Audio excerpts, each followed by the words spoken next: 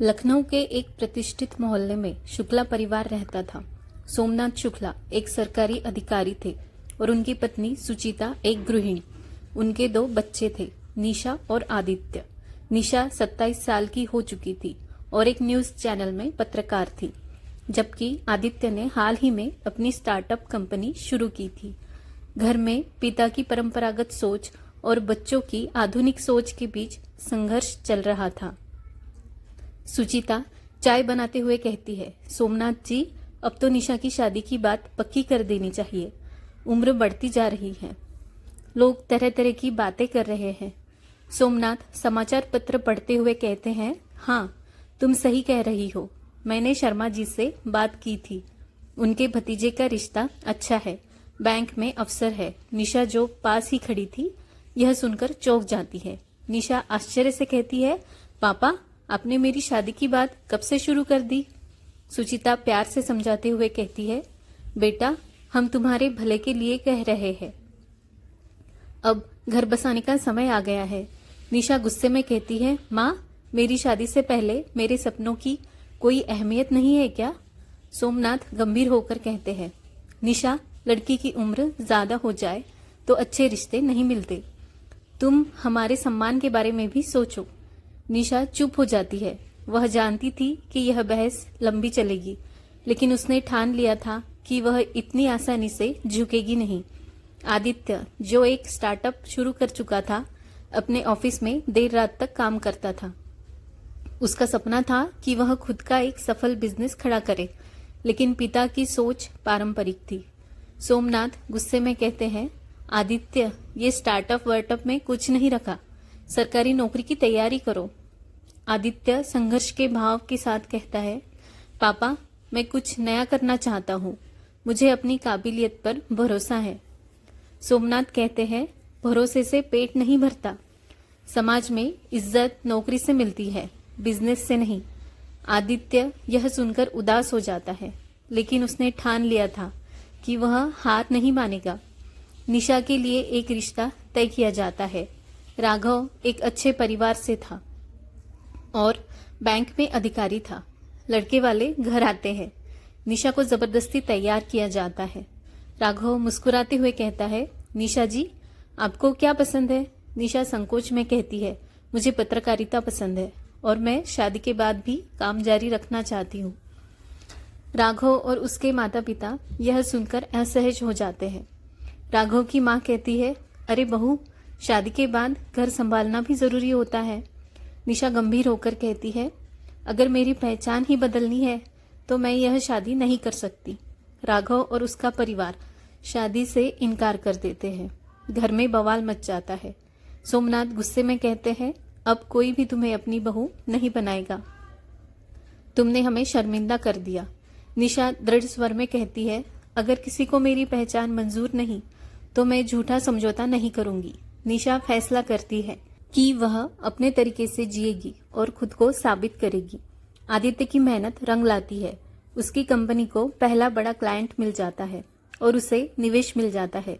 सोमनाथ गर्व से कहते हैं, मुझे तुम पर गर्व है बेटा, तुमने जो किया वह सच में काबिले तारीफ है। आदित्य भावुक हो जाता है। समय बीतता है और निशा एक प्रसिद्ध पत्रकार बन जाती है। जब समाज उसकी प्रशंसा करता है, तब सोमनाथ को एहसास होता है कि उसने अपने बच्चों को समझने में गलती की थी। सोमनाथ निशा से कहते हैं, बेटा, हमें गर्व है कि तुमने अपने फैसले खुद लिए। निशा की आंखों में आंसू आ जाते हैं। निशा कहती है, पापा, यही तो मैं चाहती थी, आपका समर्थन। पूरा परिवार एक नई सोच के साथ एकजुट हो जाता है। समय बीतता गया और निशा पूरी तरह अपने करियर में रम गई। वह एक तेज तर्रार पत्रकार बन चुकी थी और अपनी पहचान खुद बना रही थी, लेकिन अकेलेपन का एहसास कभी कभी उसे परेशान करता था। घर वालों से बनी दूरी, समाज के ताने, सब सहते हुए भी वह आगे बढ़ रही थी। निशा एक हाई प्रोफाइल केस की रिपोर्टिंग के लिए मुंबई आई थी। यहाँ उसकी मुलाकात एक प्रसिद्ध वकील आदर्श मेहरा से हुई। आदर्श हाथ बढ़ाते हुए कहता है, हेलो, मैं आदर्श मेहरा। आपने इस केस की रिपोर्टिंग बहुत दमदार तरीके से की है। निशा मुस्कुराते हुए हाथ मिलाते हुए कहती है, धन्यवाद। लेकिन सच कहूं तो वकीलों की बहस सुनकर कभी कभी लगता है कि हम पत्रकार भी कम बहस नहीं करते। दोनों हंस पड़ते हैं। यह पहली मुलाकात एक नई दोस्ती की नींव बन जाती है। निशा और आदर्श की मुलाकातें बढ़ने लगी। दोनों ही महत्वाकांक्षी थे, लेकिन एक दूसरे की सोच का सम्मान करते थे। एक कैफे में बैठकर दोनों कॉफी पी रहे थे। आदर्श कहता है, निशा तुम हमेशा इतनी दृढ़ रहती हो, कभी किसी चीज से डर नहीं लगता? निशा हल्के से हंसते हुए कहती है, डर तो लगता है पर मैं उसे दिखाती नहीं। आदर्श गंभीर होकर कहता है, अगर कभी तुम्हें सहारे की जरूरत हो तो जान लो कि मैं हमेशा तुम्हारे साथ हूं। निशा उसकी आंखों में सच्चाई देखती है, लेकिन अभी तक अपने दिल की बात स्वीकार नहीं कर पाई थी। निशा और आदर्श की दोस्ती अब प्यार में बदल चुकी थी, लेकिन जब यह बात निशा ने अपने घर पर बताई तो फिर से एक नया संघर्ष खड़ा हो गया। सोमनाथ गुस्से में कहते हैं, एक वकील और वह भी दूसरे शहर का, शादी के बाद तुम कौन से घर में रहोगी? निशा शांत स्वर में कहती है, पापा मैं शादी के बाद भी अपनी पहचान नहीं खोऊंगी। और आदर्श मेरी सोच को समझता है। सुचिता कहती है, बेटा यह दुनिया इतनी आसान नहीं है, क्या वह तुम्हारे काम को अपनाएगा? तभी दरवाजे पर आदर्श आ जाता है। आदर्श से कहता है, अंकल आंटी मैं निशा से सच्चा प्यार करता हूँ और मैं उसे किसी भी हाल में रोकूंगा नहीं। यह सुनकर सोमनाथ सोच में पड़ जाते हैं। समय के साथ सोमनाथ ने आदर्श की सच्चाई को समझा। उन्हें एहसास हुआ कि उनकी बेटी ने सही इंसान को चुना है। सोमनाथ निशा से कहते हैं, बेटा अगर तुम्हारी खुशी इसमें है तो मुझे कोई आपत्ति नहीं। निशा की आंखें नम हो जाती है और वह पिता से लिपट जाती है। निशा और आदर्श की शादी धूमधाम से होती है। शादी में आदित्य भी शामिल होता है, जो अब एक सफल बिजनेसमैन बन चुका था। शादी के बाद भी निशा अपने काम में उतनी ही सक्रिय रहती है। आदर्श उसका समर्थन करता है और दोनों मिलकर समाज के विभिन्न मुद्दों पर काम करते हैं। निशा कहती है, हमने जो सफर तय किया वह आसान नहीं था, लेकिन अगर हिम्मत हो तो सब कुछ संभव है। आदर्श कहता है, और अगर सही साथी हो तो सफर और भी खूबसूरत बन जाता है। शादी के बाद निशा और आदर्श की जिंदगी में खुशियां तो थी, लेकिन चुनौतियां भी कम नहीं थी। निशा अपने करियर में ऊंचाइयां छू रही थी और आदर्श भी कानूनी दुनिया में नाम कमा रहा था। लेकिन इसी बीच एक ऐसी घटना हुई जिसने दोनों के रिश्ते की नींव को हिला दिया। रात का समय था। निशा एक ब्रेकिंग न्यूज स्टोरी पर काम कर रही है। आदर्श देर से घर लौटता है और देखता है कि निशा लैपटॉप पर व्यस्त है। आदर्श थके हुए स्वर में कहता है, निशा तुम्हें पता है आज कोर्ट में मेरा बहुत बड़ा केस था, मैं चाहता था कि तुम वहां रहो। निशा टाइपिंग रोकते हुए कहती है, ओह सॉरी आदर्श, मेरा एक बहुत जरूरी इंटरव्यू था, मैं नहीं आ पाई। लेकिन तुम्हारा केस कैसा रहा? आदर्श गंभीर होते हुए कहता है, निशा तुम्हें याद भी था, कभी कभी लगता है कि तुम्हारे लिए तुम्हारा काम ही सब कुछ है। क्या हमारा रिश्ता अब तुम्हारी प्राथमिकता नहीं रहा? निशा कुछ पल के लिए चुप हो जाती है। वह समझती है कि आदर्श नाराज नहीं बल्कि दुखी है। निशा धीमे स्वर में कहती है, आदर्श मैं तुम्हारी भावना समझ सकती हूँ, लेकिन तुम्हें भी समझना होगा कि मेरा काम मेरे लिए कितना जरूरी है। मैंने इसे बनाने के लिए बहुत कुछ खोया है। आदर्श थोड़ा नरम होते हुए कहता है, मुझे पता है निशा, लेकिन मैं चाहता हूँ कि हम एक दूसरे के साथ अपने सपनों को साझा करें, न कि अलग अलग रास्तों पर चले। दोनों की बातचीत अधूरी रह जाती है। इस अनबन का असर उनके रिश्ते पर पड़ने लगता है। निशा ऑफिस में अपने बॉस से मीटिंग कर रही है। उसके सहयोगी रोहन के साथ उसकी अच्छी दोस्ती हो गई है, जो आदित्य को पसंद नहीं आती। रोहन हंसते हुए कहता है, निशा अगर तुमने एक बार फिर रात के खाने का प्लान कैंसिल किया तो मैं सच में बुरा मान जाऊंगा। निशा मुस्कुराते हुए कहती है, अरे नहीं, इस बार पक्का, लेकिन बस आधे घंटे के लिए, उसके बाद मुझे घर भी जाना है। आदर्श ऑफिस के बाहर आकर निशा को रोहन के साथ हंसते हुए देखता है। उसे गलतफहमी हो जाती है। घर पर रात का समय है। आदित्य चुपचाप बैठा हुआ है। निशा आती है। आदर्श, क्या हुआ? तुम इतने गुमसुम क्यों हो? आदर्श ठंडे स्वर में कहता है। तुम बताओ, तुम्हारा दिन कैसा था? रोहन के साथ टाइम बिताकर कैसा लगा? निशा चौंक जाती है। आदर्श, तुम्हें क्या लग रहा है? मैं और रोहन सिर्फ अच्छे दोस्त हैं। आदर्श आहत स्वर में कहता है। निशा, तुम्हारे पास मेरे लिए समय नहीं, लेकिन रोहन के साथ हंसने का वक्त है। निशा गुस्से में कहती है। ये तो तुम मुझ पर भरोसा ही नहीं कर रहे हो। क्या हमारे रिश्ते की बुनियाद इतनी कमजोर थी? दोनों के बीच तीखी बहस होती है। पहली बार निशा और आदर्श के रिश्ते में इतनी दरार आ जाती है कि वे एक दूसरे से बात करना बंद कर देते हैं। अगले कुछ दिनों तक दोनों एक दूसरे से दूर रहने लगते हैं। निशा अपना ज्यादातर समय ऑफिस में बिताने लगती है और आदर्श अपने केस में व्यस्त हो जाता है।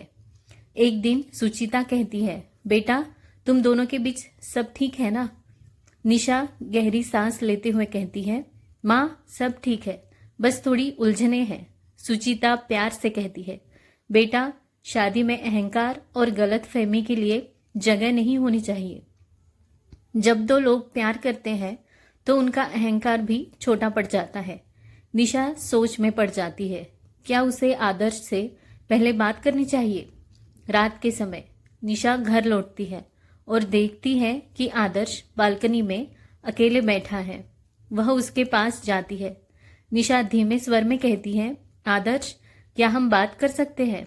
आदर्श आंखें नीची करके कहता है, निशा, शायद मैंने गलतफहमी पाल ली थी, लेकिन मैं तुम्हें खोने से डर गया था। निशा मुस्कुराते हुए कहती है, तुम्हें खोने का ख्याल भी मुझे सहन नहीं होता आदर्श। हमें अपने बीच संवाद बनाए रखना होगा। मैं अपने करियर को छोड़ नहीं सकती, लेकिन इसका मतलब यह नहीं कि तुम मेरी प्राथमिकता नहीं हो। आदर्श उसकी आंखों में देखता है और पहली बार उसकी बात पूरी तरह समझ पाता है। वह उसका हाथ पकड़ लेता है। आदर्श कहता है, हम साथ मिलकर बैलेंस बना सकते हैं, है ना? बिल्कुल, क्योंकि प्यार और रिश्ते का मतलब ही यही है, एक दूसरे को समझना और साथ निभाना। दोनों एक दूसरे के गले लगते हैं। अब उनकी जिंदगी में एक नया अध्याय शुरू होने वाला था। निशा और आदर्श अपने रिश्ते को बेहतर बनाने के लिए साथ में ज्यादा वक्त बिताने लगते हैं।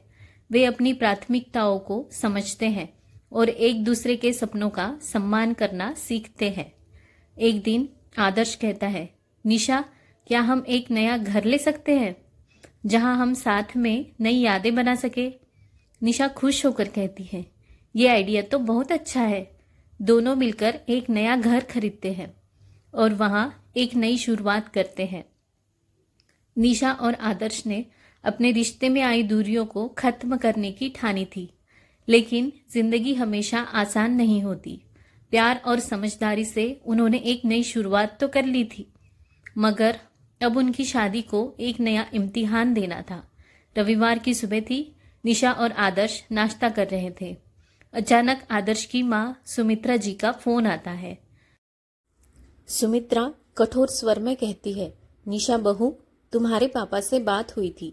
उन्होंने कहा कि तुम अब तक माँ नहीं बनी। कब तक हमें पोते पोतियों के लिए इंतजार करना होगा? निशा असहज हो जाती है। निशा धीमे स्वर में कहती है, माँ जी, अभी हमारा करियर और जिंदगी सेट हो रही है, थोड़ा और समय चाहिए। सुमित्रा कहती है, समय? शादी को 3 साल हो गए, हमें भी तो दादा दादी बनने का सुख चाहिए। निशा चुप हो जाती है। फोन कटने के बाद वह आदर्श की तरफ देखती है। आदर्श, मैं समझती हूँ कि माँ की इच्छा क्या है, लेकिन क्या हमारा कोई हक नहीं कि हम अपनी जिंदगी अपने हिसाब से जिए? आदर्श समझाते हुए कहता है, निशा, माँ बाबा की इच्छा गलत नहीं है, लेकिन मैं तुम्हें किसी दबाव में नहीं डालूंगा। हमें इस बारे में खुलकर बात करनी चाहिए, बिना किसी तनाव के। निशा को आदर्श की बात से सुकून मिलता है।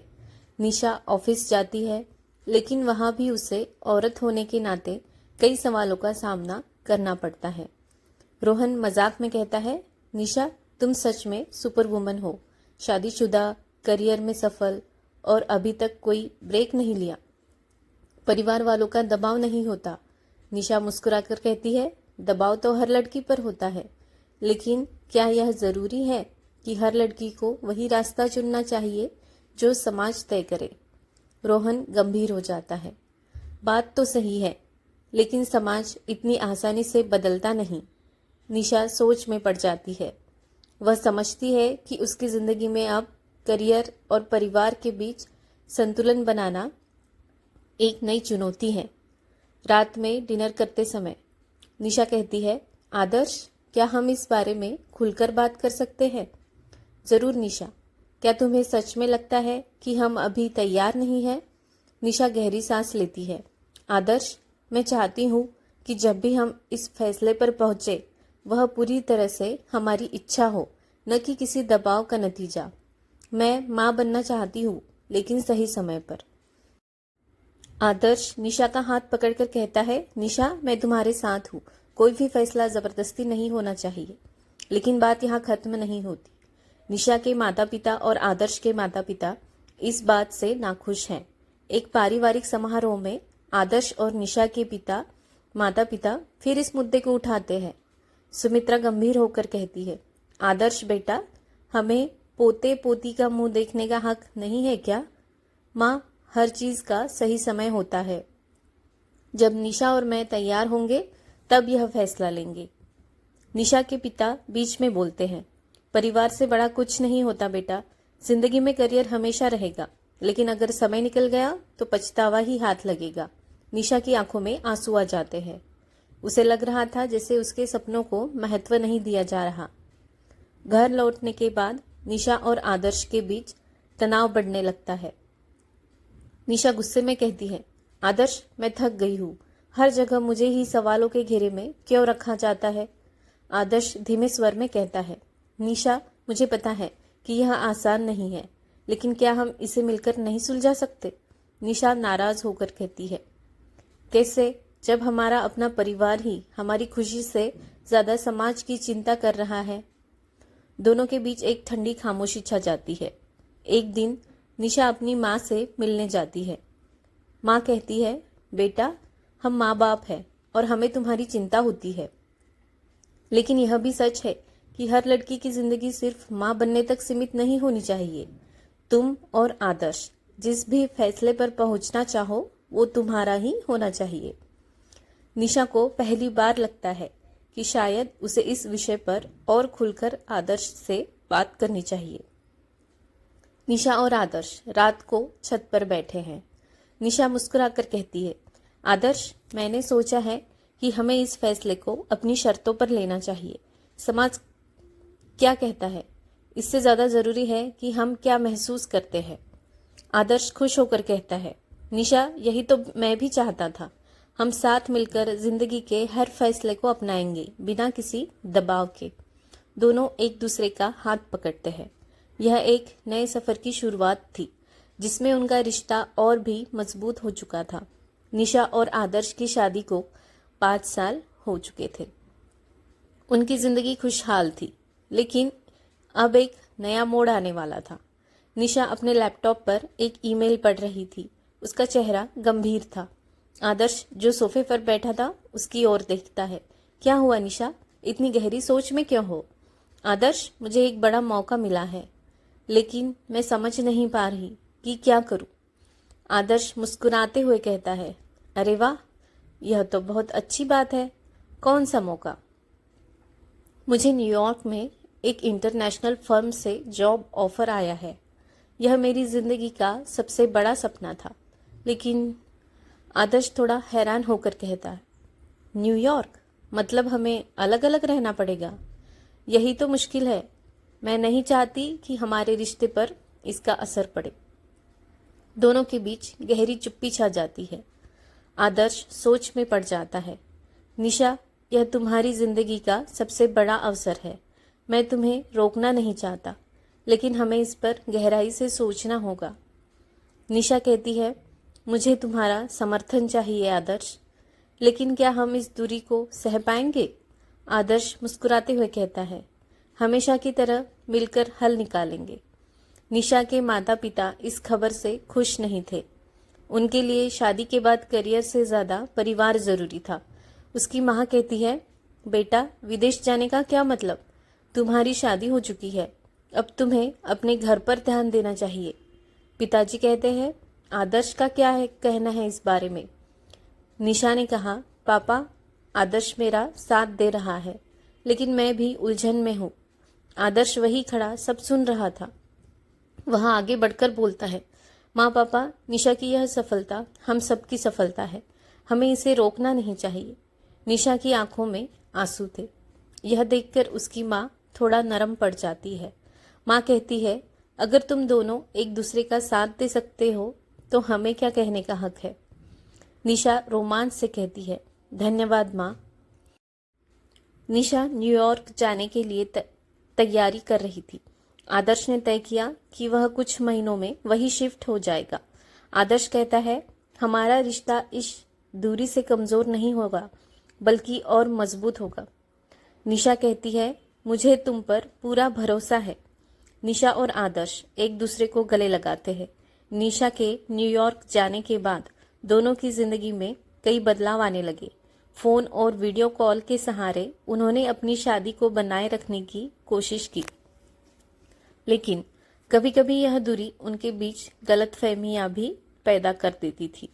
निशा अपने लैपटॉप पर काम कर रही थी, तभी फोन बजता है। स्क्रीन पर आदर्श कॉलिंग लिखा होता है। वह मुस्कुराकर कॉल उठाती है। हेलो मिस्टर शर्मा, आज इतनी जल्दी फोन? आदर्श हंसते हुए कहता है, हाँ सोचा तुमसे बातें कर लूँ। क्या कर रही हो? बस ऑफिस का काम खत्म कर रही थी, बहुत थक गई हूँ। आदर्श कहता है, मैं भी, लेकिन तुम्हारी आवाज़ सुनकर थकान कम हो गई। दोनों हंसते हैं, लेकिन फिर एक लंबी चुप्पी छा जाती है। आदर्श संजीदगी से कहता है, निशा हमें कितने महीने हो गए? तुम्हें गए 6 महीने हो चुके हैं, कब वापस आ रही हो? निशा गहरी सांस लेते हुए कहती है, आदर्श मैं भी यही सोच रही थी, लेकिन मेरा प्रोजेक्ट अभी अधूरा है। कंपनी चाहती है कि मैं और 6 महीने यही रहूं। आदर्श आश्चर्य से कहता है, 6 महीने और? लेकिन निशा, हमने तो सोचा था कि मैं जल्द ही तुम्हारे पास आ जाऊंगा। निशा धीमे स्वर में कहती है, आदर्श मैं तुम्हें मिस करती हूँ, लेकिन यह मेरी जिंदगी का सबसे बड़ा अवसर है। क्या तुम मेरा साथ दोगे? आदर्श चुप हो जाता है। उसे महसूस होता है कि यह दूरी धीरे धीरे उनके रिश्ते में दरार ला रही है। आदर्श के मन में धीरे धीरे शक और अकेलापन घर करने लगता है। एक दिन आदर्श अपने दोस्त विवेक से बात कर रहा होता है। विवेक कहता है, भाई तेरा रिश्ता अब लॉन्ग डिस्टेंस हो गया है, क्या सच में ये चलेगा? आदर्श कहता है, निशा और मैं एक दूसरे से प्यार करते हैं। मैं जानता हूँ कि यह आसान नहीं है, लेकिन हम संभाल लेंगे। विवेक कहता है, देख प्यार अपनी जगह है, लेकिन जिंदगी अकेले नहीं कटती।